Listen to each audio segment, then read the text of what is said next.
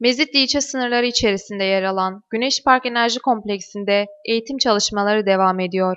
Eğitim programına Makine Mühendisleri Odası üyeleri, Toros Üniversitesi öğretim görevlileri ve Toros Üniversitesi öğrencileri katıldı.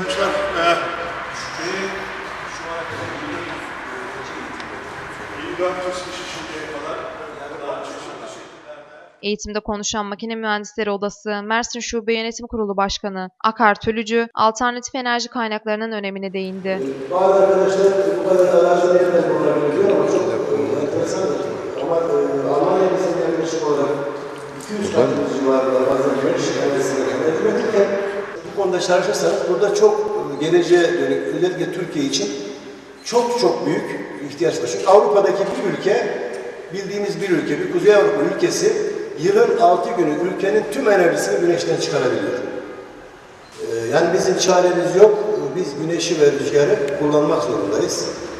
Bu konudaki iyi olan şey şu, kamudan daha çok yatırımcılar, daha çok istekli.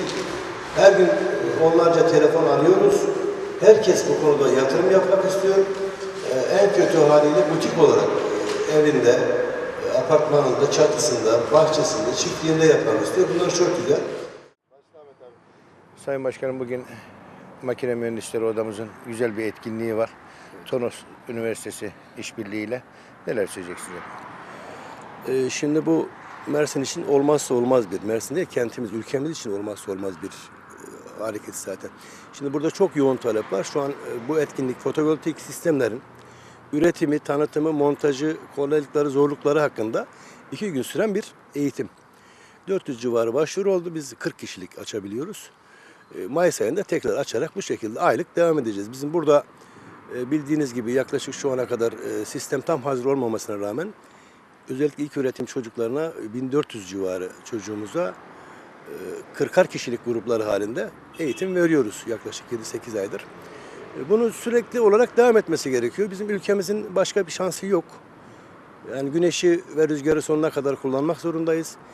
Geleceğimiz için de çocuklarımız için de karbon salınımı olmayan bu yenilenebilir enerji sistemlerine mutlaka dikkat çekmemiz gerekiyor. Yani bu konuda çalışmalarımız devam edecek. Hiçbir şekilde ara vermeyeceğiz.